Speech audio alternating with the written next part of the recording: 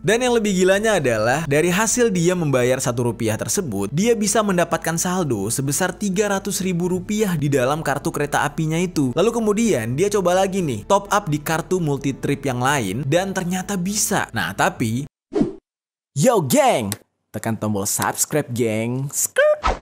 Hey yo, what's good? Welcome back to Kamar Jerry.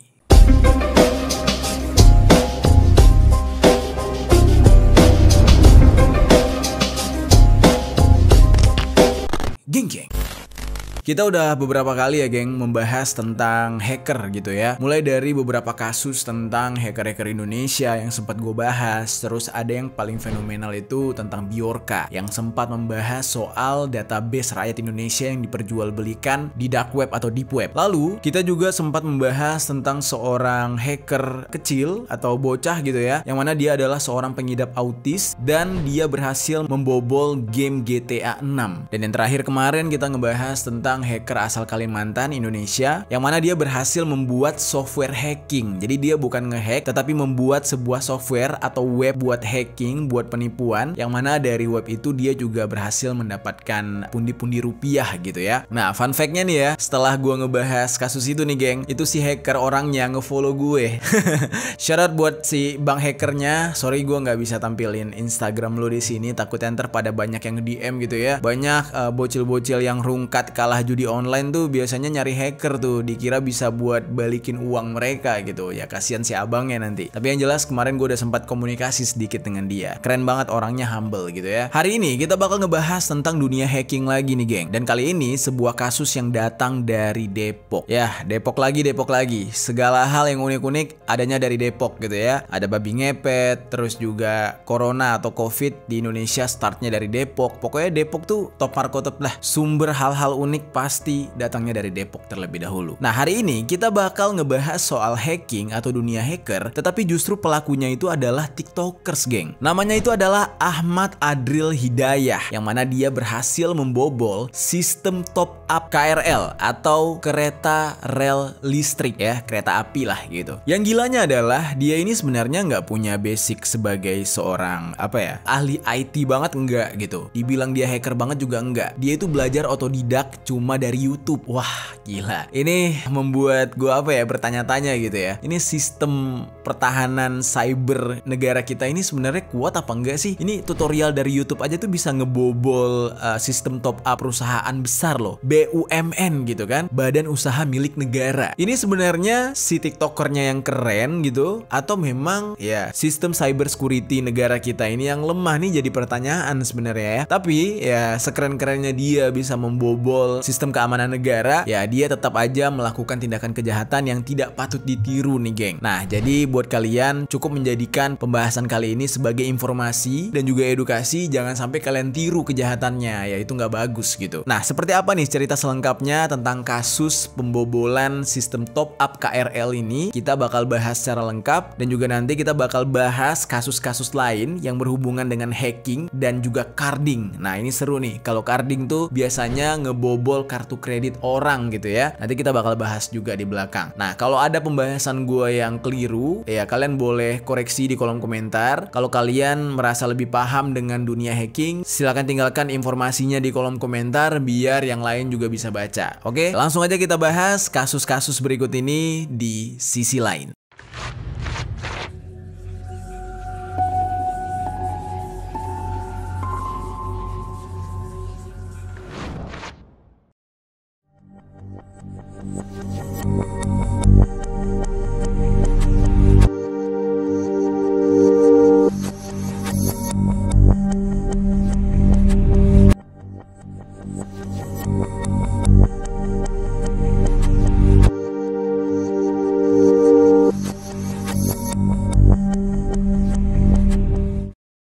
Kita bahas terlebih dahulu profil dari si TikToker ya. Kita bahas kasus pembobolan sistem top up dari KRL tadi.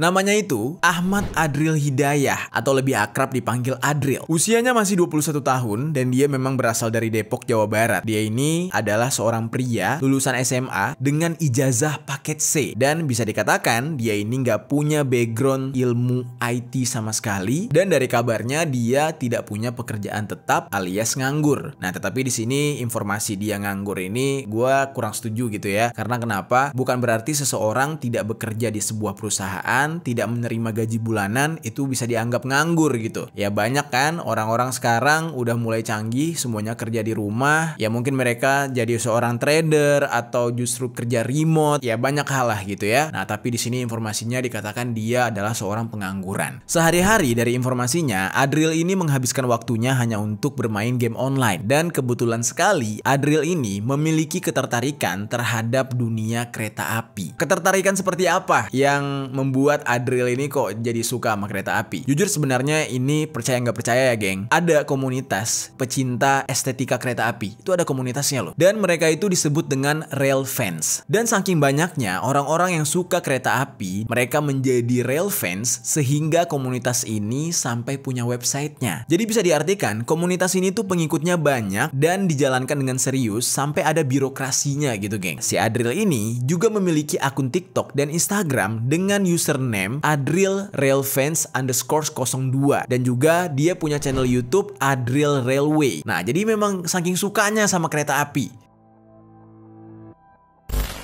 Dan di sosial medianya itu dia mengupload beberapa video sinematik mengenai kereta api. Kalau kalian mau lihat, kalian bisa cek sendiri video-videonya, ini gue tampilin gambar-gambarnya geng. Sekarang kita masuk nih geng ya ke dalam pembahasan kronologinya. Bagaimana Adril ini bisa membobol sistem top up KRL atau sistem top up kereta api KAI.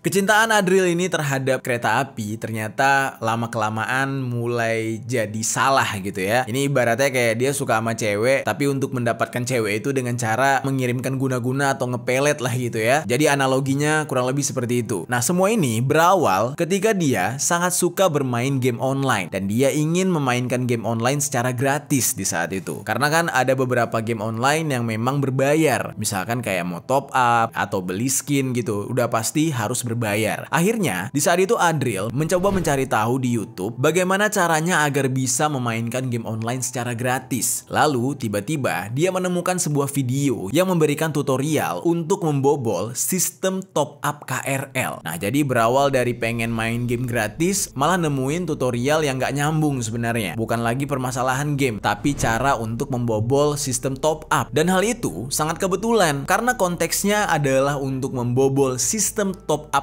kereta dan dia sendiri suka kereta, akhirnya dia pantengin tuh. Jadi dia suka gitu. Wah, ini seru nih kayaknya kalau gue praktekin gitu. Nah, ketika dia mendapatkan video itu, dia berpikir sebagai seorang rail fans, otomatis dia bakal sering naik kereta api secara gratis dan bisa membuat banyak video sinematik. Ya, nggak perlu keluar modal untuk top up kartu agar bisa naik kereta. Karena kan kalau setiap hari dia harus naik kereta untuk bikin video sinematik itu kan bakal boros banget. Nah, akhirnya dia pelajari lah tuh video tutorial tersebut. Di saat itu Adril ini akhirnya belajar secara otodidak dengan mencari tahu, dengan mengikuti tutorial dari YouTube tersebut. Nah, di saat dia sudah memahami tutorial dari video tersebut, mulailah nih si Adril ini mencari kesempatan untuk mempraktekkan hal itu. Dan kalian tahu apa geng? Dia mempelajari video tersebut, tutorialnya itu dalam waktu 2 hari. Nah, dari pengakuan dia nih ya, di saat ditangkap, dia bilang dia itu belajar dari tanggal 26 Februari sampai tanggal 28 Februari tahun 2024. Jadi baru-baru aja. Dan 2 hari dia belajar, dia udah paham. Karena memang kecintaan dia terhadap kereta itu cukup tinggi. Lalu, menurut video YouTube yang dia lihat tersebut, untuk membobol sistem top up, dia memerlukan sebuah handphone yang memiliki fitur Near Field Communication atau NFC. Nah, sedikit gue kasih tahu, NFC ini biasanya ada di handphone kalau kalian pernah top up kartu e-tol kayak e-money atau apa gitu ya, yang kalian tempel. Nah, itu sistem yang bekerja adalah sistem NFC tadi. Nah, kadang juga jam nih, kalau mau ngecek ori atau enggak itu bisa tuh pakai handphone kalau ada aplikasi NFC-nya dan ada fitur NFC itu bisa kita scan gitu ya, ori apa enggak. Setelah itu, Adril ini mencoba membuka sebuah website yang bernama Canary dan aplikasi C-Access, yaitu aplikasi milik KRL untuk melakukan top up. Nah, dari website dan aplikasi tersebutlah dia mencoba mengubah link milik KAI di bagian biaya administrasi. Lalu kemudian Adril ini menempelkan kartunya di bagian belakang handphone. Nah, kayak yang gue jelaskan tadi tuh, pakai NFC. Nah, lalu otomatis di aplikasi ketika dia mau isi saldo, pembayarannya berubah hanya menjadi Rp1 doang. Dan di saat itu dia langsung membayar Rp1 itu dan melakukan transaksi atau pembayaran melalui aplikasi GoPay. Nah, jadi bayangkan aja tuh geng, perjalanan dia menggunakan kereta hanya bayar Rp1, sementara orang lain puluhan ribu. Jujur gue udah lama nggak naik kereta, mungkin kalian tahu berapa sih biaya satu kali tap untuk satu stasiun? Apakah ribuan atau puluhan ribu? Coba tinggalkan komentar di bawah ya geng. Tapi yang jelas Adril hanya membayar Rp1. Gila nggak tuh?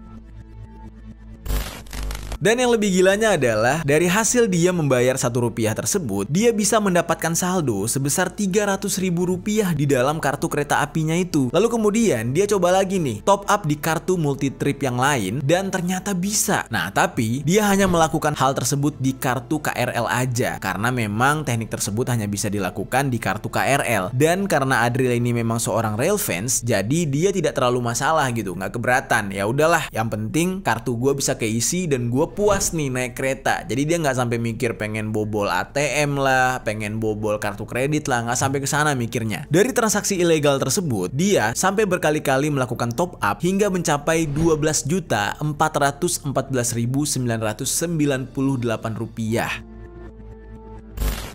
Wah gila, bayarnya cuma Rp1, tiba-tiba saldonya jadi 12 juta nih geng. Dan dia dikatakan sudah melakukan top up tersebut sebanyak 25 kali dari tanggal 26 sampai dengan 28 Februari tahun 2024. Sehingga kalau dihitung-hitung ya, 25 kali Rp1 ya berarti cuma Rp25, 25 sen. Gila, kayak hidup di tahun 1990. Enggak sih, tahun 1980-an gitu ya. Harga naik kereta segitu gitu. Dia menggunakan kartu tersebut di beberapa tempat, yang mana salah satunya adalah di stasiun kereta api Depok Baru. Dan aksi yang dilakukan oleh Adril ini tidak berlangsung lama karena walaupun dia berhasil membobol sistem top up, tetapi data yang ada di pihak PT KAI Komuter Indonesia itu tercatatnya berbeda. Dan di saat itu pihak PT KAI Komuter Indonesia sudah mulai mencurigai adanya laporan soal saldo seorang pengguna KRL yang tidak sesuai dengan data yang ada di perusahaan. Jadi beda gitu. Jadi di sana tuh terlihat geng, kalau misalkan kalian top up saldo sekian, nanti bakal ada tagihannya sekian gitu. Jadi sesuai. Tetapi Adril ini justru sangat aneh di sistem mereka, sehingga PT KAI Komuter Indonesia mencoba mencari tahu dari mana si pemilik kartu itu melakukan top up, hingga akhirnya ketahuan lah geng, kalau kartu tersebut terisi dengan cara yang ilegal, alias dengan cara membobol sistem. Dan di saat itu Adril pun ketahuan dan dia tidak bisa mengelak, dia langsung diincar. PT KAI Komuter Indonesia yang diwakili oleh kuasa hukumnya langsung melaporkan kejadian ini ke Polres Metro Depok, dan setelah mendapatkan laporan tersebut, Polres Metro Depok melakukan penyelidikan sampai akhirnya berhasil menangkap si pelaku, yaitu Adril. Dan pada awalnya banyak pihak yang mengira kalau dia ini adalah komplotan alias sekelompok hacker gitu. Ternyata enggak, pelakunya sendiri doang, dan itu adalah TikTokers yang ya ibaratnya tiap hari itu cuman ngegame gitu katanya. Saat dilakukan penangkapan terhadap Adril, polisi juga sempat mengamankan beberapa barang bukti, yaitu 1 buah HP dan 10 kartu KAI Akses, yang mana di dalamnya itu sudah terisi saldo yang cukup banyak. Ke-10 kartu tersebut berisi nominal saldo yang berbeda-beda nih geng. Dan 10 kartu itu memang dimiliki oleh Adril untuk keperluan dia sendiri tanpa ada niat untuk diperjualbelikan kembali. Padahal kalau dipikir-pikir ya, kalau aja dia mau memperjualbelikan kartu yang sudah di top up atau berisi saldo tersebut, ya dia bisa dapat cuan lebih banyak lagi gitu kan. Nah, jadi memang dia ini bisa dikatakan ya orangnya cukup polos lah. Dia hanya ingin bersenang-senang dengan apa yang dia sukai, yaitu kereta. Jadinya kartu-kartu tersebut dia pakai untuk pribadi. Dan kalian tahu apa geng? Modus atau praktik yang dilakukan oleh Adril ini adalah praktik pertama yang terjadi selama sejarah perkereta apian Indonesia. Dan ini benar-benar kecolongan yang memalukan. Dan akhirnya Adril pun ditangkap dan dia dijerat dengan dengan pasal 33 Jungto pasal 49 dan atau pasal 30 Jungto pasal 46 Undang-Undang Nomor 1 Tahun 2024 tentang ITE dengan ancaman hukuman 6 sampai 10 tahun penjara. Wah, sayang banget ya kalau orang kayak Adriel harus dipenjara. Kita harus lihat konteksnya juga. Dia itu cinta banget dengan kereta api gitu. Dan dia melakukan hal itu untuk bersenang-senang. Dan ya seperti yang kita tahu ya, orang-orang kayak Adriel ini kan seharusnya diapresiasi sih karena kepintaran mereka. Dan juga secara nggak langsung dia itu udah ngasih tahu bahwa ada celah di sistem website atau sistem top up milik KAI yang notabene adalah milik negara. Dan dari informasi terbaru nih geng, dikatakan mengenai kasus ini, pihak Kejaksaan Negeri melalui Kepala Seksi Intelijen Kejaksaan Negeri atau Kejari Depok yang bernama Bapak M. Arif Ubaidillah sudah menerima surat pemberitahuan dimulainya penyelidikan atas kasus Adriel ini. Dan untuk menindaklanjuti kasus tersebut, Kepala Kejaksaan Negeri atau Kejari Depok yang bernama Sylvia Desti Rosalina menunjuk 2 jaksa, yaitu jaksa yang bernama Alfa Dera dan Latifa Dentina. Nah, jadi kasihan banget ya si Adriel ini ya. Gara-gara kesenangan dia, gara-gara kecintaan dia terhadap kereta api, sehingga menjerumuskan dia ke jalan yang salah. Dan akhirnya dia rugi sendiri nih, masuk penjara kan akhirnya. Jadinya ya gak tahu ya, tapi nanti kita lihat aja ke depannya dia bakal diberi keringanan atau enggak. Ya semoga orang-orang kayak dia ini justru diberikan tempat dan wadah gitu ya, karena mau belajar dan dia juga berhasil gitu membobol sistem yang dibangun oleh negara bahkan. Nah itu dia geng, kisah tentang Adriel ya. Sekarang kita bakal ngebahas kasus lain nih. Kalau kali ini kita bakal ngebahas kasus praktik carding atau praktik membobol kartu kredit dan juga debit milik orang lain.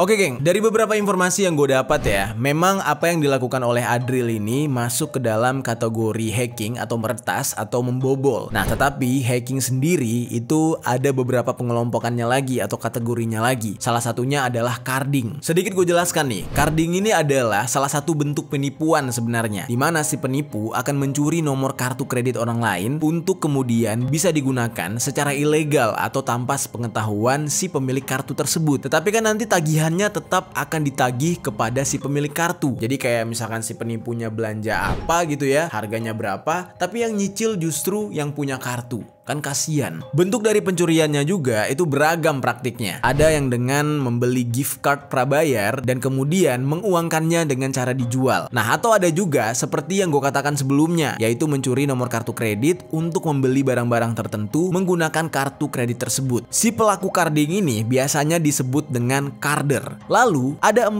jenis praktik carding yang berbahaya nih geng. Yang pertama adalah misuse of card data, yang mana ini adalah penyalahgunaan kartu kredit di mana si pengguna kartu kredit tidak menyadari kalau kartunya itu sudah digunakan oleh pihak lain sampai dia tiba-tiba menerima tagihan. Itu baru yang pertama. Lalu yang kedua, wiretapping. Ini adalah sistem carding dengan cara menyadap transaksi kartu kredit melalui jaringan komunikasi. Nah, lalu yang ketiga ada counterfeiting, yaitu jenis kejahatan dengan modus pemalsuan kartu kredit. Nah, itu masuk ke dalam sistem carding, yang mana biasanya si pelaku akan menggunakan kartu palsu yang dibuat sangat mirip dengan kartu yang asli. Dan carding jenis ini biasanya dilakukan oleh satu orang dan bisa juga melibatkan orang lain yang berperan sebagai pemalsu kartu kredit. Nah lalu sistem carding yang keempat nih geng, yang terakhir ada phishing. Nah phishing ini kayaknya sudah sangat umum gitu ya, terjadi di dalam kasus-kasus kejahatan dunia maya, termasuk kayak pencurian akun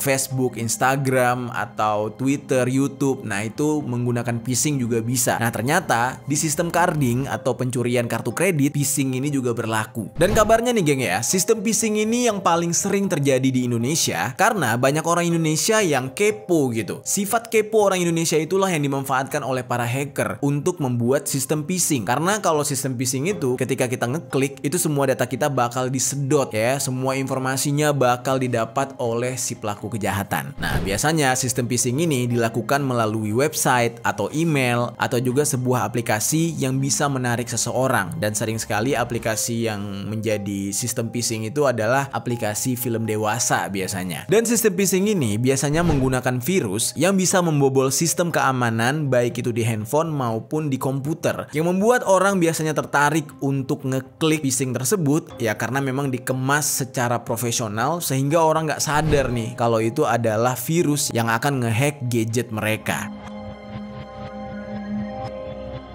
Oke, sekarang kita bahas beberapa kasus carding yang pernah terjadi. Ya, untuk pertama kita bakal bahas kasus yang terjadi di Bali.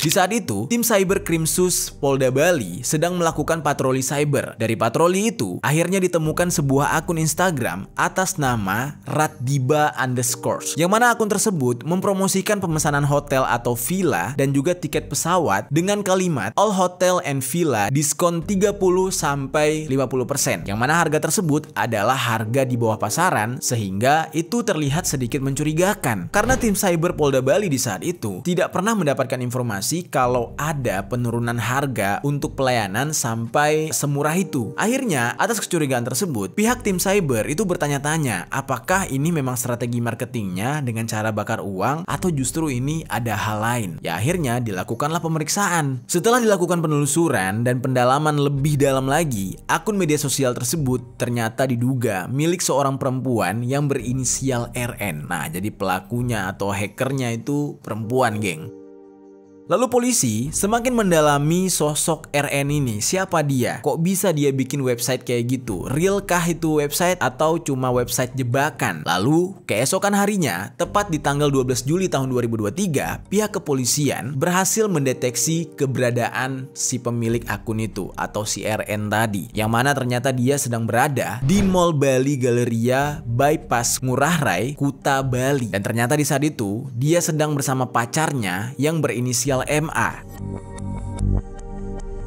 Polisi langsung menuju ke lokasi. Di saat itu, RN dan juga MA sedang jalan-jalan, dikagetkan tiba-tiba mereka digerebek oleh pihak kepolisian secara tiba-tiba. Yang mana di saat itu mereka masih bingung, salah mereka apa. Nah, kemudian RN dan MA ini dibawa ke kantor polisi untuk dimintai keterangan. Dan pada awalnya ketika diinterogasi, RN ini tidak mengaku dan dia sama sekali tidak mengetahui kasus apa yang sedang menimpa dia sehingga dia ditangkap. Dia di saat itu mengatakan dia hanya membantu pacarnya MA yang memintanya untuk mengiklankan sebuah website atau link di Instagram mengenai pemesanan hotel, villa, dan juga tiket pesawat, katanya. RN juga tidak mengetahui dari manakah voucher yang disebutkan di feed Instagram itu bisa diperoleh oleh pacarnya MA. Nah, lalu sementara itu, ketika si MA diinterogasi oleh polisi, MA ini mengatakan dia mendapatkan semua voucher itu dari promo di berbagai travel agent yang bekerja sama dengan dia. Baru kemudian dia promosikan di akun Instagramnya. Nah, pada awalnya dia nggak ngaku kalau itu adalah sebuah sistem phishing atau sistem jebakan yang ujung-ujungnya nanti akan mendapatkan keuntungan dari carding tadi. Lalu pihak kepolisian ya nggak sebodoh itu gitu ya, nggak mau menelan mentah-mentah keterangan dari si MA. Akhirnya tim Cyber Polda Bali langsung melakukan pengecekan terhadap MacBook milik MA dan berdasarkan hasil pengecekan ditemukan ada sebanyak 1.293 data kartu kredit milik orang lain, yang mana ini berasal dari berbagai bank, baik dari bank dalam negeri maupun bank luar negeri. Dan semua kartu kredit tersebut didapatkan dengan cara membeli di situs dark web dengan harga rata-rata per data kartu kredit sebesar 20 USD atau kalau dirupiahkan sekitar 312.000 rupiah. Dan transaksi ketika dia membeli kartu tersebut di dark web itu pembayarannya menggunakan cryptocurrency. Nah, lalu ketika didalami lagi, MA ini didesak oleh pihak kepolisian. Di saat itu dia mengaku kalau dia menggunakan kartu kredit itu untuk membeli voucher hotel dan juga tiket pesawat dengan harga normal. Lalu, karena ingin mendapatkan uang dengan cepat, dia menjual voucher hotel dan tiket pesawat dengan diskon 30-50% melalui berbagai aplikasi pemesanan tiket yang banyak tersedia di App Store maupun di Play Store. Misalnya nih ya, di saat itu katakanlah harga hotel normalnya tuh 3 juta rupiah. Nah, dia pesan hotel itu pakai kartu kredit orang lain yang dia beli dari dark web. Setelah itu, dia jual dengan setengah harga. Katakanlah kurang dari 50%, yaitu 1,5 juta. Nah, ya udah, dia bakal dapat 1,5 juta itu meskipun lebih kecil nominal yang dia dapatkan dari harga aslinya, tetapi kan dari awal dia membeli voucher hotel itu kan dia nggak pakai modal, pakai kartu kredit orang gitu. Nah, jadinya dia cuan 1,5 juta itu, dan orang-orang pun tertarik untuk membeli voucher hotel tersebut karena kan setengah harga, murah gitu. Nah, tindakan ilegal dia inilah akhirnya membuat dia harus berurusan dengan polisi. Nah, si MA ini aslinya umurnya itu 41 tahun dan dia itu sebenarnya seorang pegawai di perusahaan swasta, dan dia sendiri itu sebenarnya tinggal di daerah Jakarta Selatan, dan status dia aslinya sudah menikah. Jadi pacarnya dia yang dia bawa ke Bali, yaitu si RN yang juga ikut terlibat di dalam aksi carding ini, itu adalah selingkuhannya. Nah, mereka tuh jalan-jalan dari hasil membobol kartu kredit tadi, geng. Lalu pihak kepolisian ngecek lagi nih track record nih orang. Ternyata diketahui dia ini sebelumnya juga pernah terjerat dengan beberapa kasus, yaitu salah satunya pada tahun 2013 dia ini pernah dipenjara karena kasus pencurian di Bali, dan di bulan April tahun 2023 dia baru saja keluar dari rutan Salemba atau penjara Salemba karena terjerat kasus narkoba. Nah, jadi ini orang memang ya banyak kasusnya lah gitu, jadi dia nggak kapok lah untuk melakukan tindakan kejahatan. Nah, lalu pihak kepolisian menginterogasi MA ini dengan bertanya dari mana dia bisa mendapatkan ilmu untuk melakukan carding tersebut. Dan MA di saat itu menjawab, dia bisa mengetahui cara melakukan carding setelah belajar dengan temannya yang berinisial S ketika dia ditahan di rutan Salemba. Wah, gila nggak tuh? Belajar ngehack, belajar carding ketika di penjara, ketika ya masih di dalam sel, menjalankan masa hukuman. Nah, temannya yang berinisial S tersebut adalah sesama napi narkoba ketika di penjara. Tapi S ini udah nggak tinggal lagi di rutan Salemba, dan menurut MA sekarang temannya yang berinisial S tersebut sudah dipindahkan ke lapas Nusa Kambangan yang ada di Cilacap, Jawa Tengah karena kasus dia sangat berat. Ya, seperti yang kita tahu ya, kalau udah masuk Nusa Kambangan berarti ini penjahat kelas kakap. Dan singkat cerita, ketika MA sudah bebas dari rutan Salemba, akhirnya dia pun mencoba mempraktekkan apa yang dia pelajari dari si inisial S tadi. Dia langsung melancarkan aksinya untuk pertama kali itu di Jakarta. Sementara ketika dia di Bali, dia itu cuma pengen libur sama si selingkuhannya, si RN tadi. Jadi dia nggak ngelakuin carding selama di Bali. Dan untuk keuntungannya sendiri, MA ini mengaku tidak bisa menghitung dengan pasti sudah berapa keuntungan yang dia dapatkan karena dia sendiri tidak pernah benar-benar ngehitung hal itu. Jadi udah dapet dipakai aja gitu sama dia buat foya-foya. Dan dari pengakuan dia, ketika dia di Bali, dia itu memakai total uang dari hasil carding atau dari hasil membobol kartu kredit orang. Jadi benar-benar nih hidupnya tuh kayak di dalam film gitu, geng. Menurut informasinya, MA ini di Bali sudah selama 3 hari di saat itu, dan MA juga sudah menggunakan uang dari hasil carding tersebut untuk memberikan barang-barang mewah yang dia berikan kepada si selingkuhannya, si RN. Dan atas perbuatannya tersebut, akhirnya MA dijerat dengan pasal UU ITE yang mana ancaman penjaranya maksimal 8 tahun dan denda sebesar maksimal 2 miliar rupiah, geng.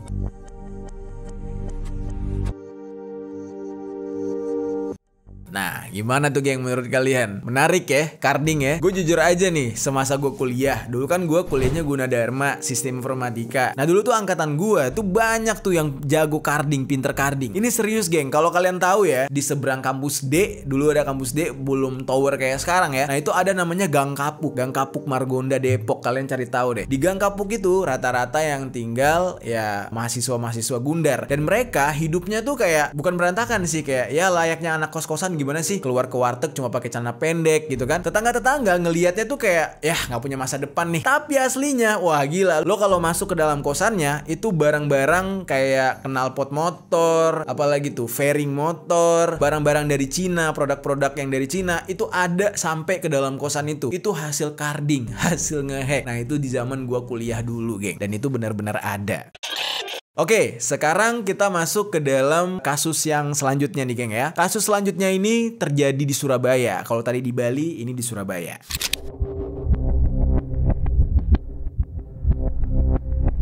Oke, kasus yang terjadi di Surabaya ini terungkap pada tanggal 7 Juni tahun 2021 ketika anggota unit 3 Subdit Cyber melakukan patroli cyber. Jadi saat itu, anggota ini menemukan sebuah akun Facebook milik seseorang yang bernama Heri Togu Setiawan yang berasal dari Bekasi. Yang mana Heri Togu Setiawan ini memposting sebuah penawaran atau penjualan data berupa data akun Bank of America milik warga negara asing. Nah, Subdit Cyber Polda Jatim akhirnya di saat itu langsung mengamankan si pemilik akun tersebut yang bernama Hari. Dia diamankan pada tanggal 19 April tahun 2021 ketika dia sedang berada di Terminal 1 keberangkatan domestik Bandara Juanda Surabaya. Lalu kemudian Subdit Cyber Polda Jatim melakukan pengembangan kasus dan akhirnya berhasil menemukan tersangka lain yaitu Alik Dakirin asal Cilacap dan juga beberapa orang lain yaitu Rohmat Hidayat asal Pasuruan dan Reno Suryo Kusumo asal Solo. Dari penangkapan para tersangka ini, polisi menyita sebanyak 6 buah handphone dan juga 2 buah laptop dan beberapa akun Facebook yang mereka gunakan untuk mencari target. Dan saat menjalankan aksinya, mereka ini punya peran masing-masing, geng. Si Heri tadi bertugas sebagai koordinator, sedangkan tersangka lainnya memiliki tugas untuk menampung semua data yang dapat digunakan untuk melakukan perbuatan illegal access. Nah, jadi si Heri ini bisa dikatakan ya tugasnya cukup banyak ya. Selain menampung, dia juga mengirim dan menjual data tersebut dengan cara membeli akun Paxful yang berisi data milik orang lain.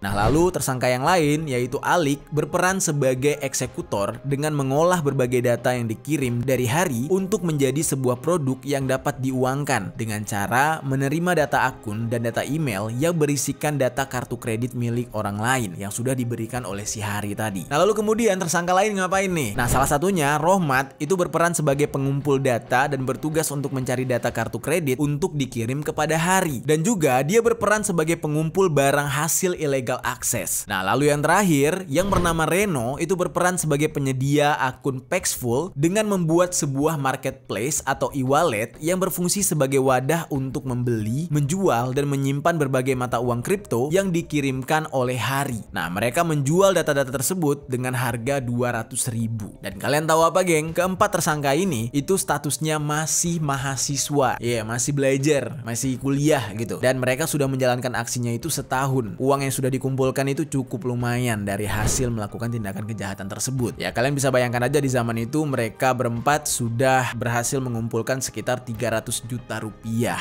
Wah, gila, lumayan banget. Dan uang tersebut dibagikan sama rata untuk mereka masing-masing dan mereka sudah mempergunakan untuk keperluan masing-masing. Alik itu mengaku kalau uang hasil dari kejahatan itu dia pergunakan untuk liburan dan membelikan hadiah untuk pacarnya. Shit, buat ayang gitu ya. Dan sama seperti kasus-kasus sebelumnya, ya mereka ini akhirnya dijerat dengan pasal UU ITE. Ya, kasihan banget gitu ya, mereka masih kuliah dan harus mendekam di penjara. Otomatis kan kuliahnya jadi berantakan gitu. Syukur-syukur nggak di drop out. Kalau di drop out ya apa boleh buat gitu ya. Kasihan banget masa depannya berakhir. Nah, tetapi ya itu dia. Kayaknya orang-orang kayak gini tuh harusnya nggak di penjara sih. Lebih tepatnya tuh dibina, diberikan wadah, dan kalau bisa diberikan pekerjaan yang layak supaya mereka tidak melakukan tindakan kejahatan gitu. Kan bisa berguna bagi bangsa dan negara gitu ya, geng ya. Tapi ya entah kenapa gitu. Aneh, hacker-hacker tuh pada ditangkap-tangkap gitu kan. Nah, itu dia, geng, beberapa kasus pembobolan untuk menghasilkan uang yang dilakukan oleh para hacker gitu ya, orang-orang yang punya keahlian atau kelebihan di bidang IT. Dan menurut gua, mereka semua itu bukan orang jahat, tetapi orang pintar yang salah jalan menurut gua. Dan mereka butuh pembinaan sebenarnya. Dan yang paling epic ya, kasus yang pertama sih, yang namanya siapa tadi? Adril ya, namanya Adril. Dia cuma seorang TikToker dan bahkan dianggap pengangguran, tetapi berhasil membobol website atau pertahanan cyber milik negara, milik BUMN. Ya, akhirnya kan rakyat jadi bertanya-tanya gitu ya. Itu anggaran sebesar-besar itu bukan buat ngebangun security cyber yang kuat gitu ya. Kok malah bisa dibobol sama TikToker, dianggap pengangguran lagi. Dan modal dia untuk bisa ngebobol itu cuma belajar tutorial sederhana, tutorial dasar dari YouTube doang. Ya, begitulah, geng, ironi banget gitu ya. Gimana menurut kalian tentang pembahasan kita hari ini? Coba tinggalkan komentar di bawah.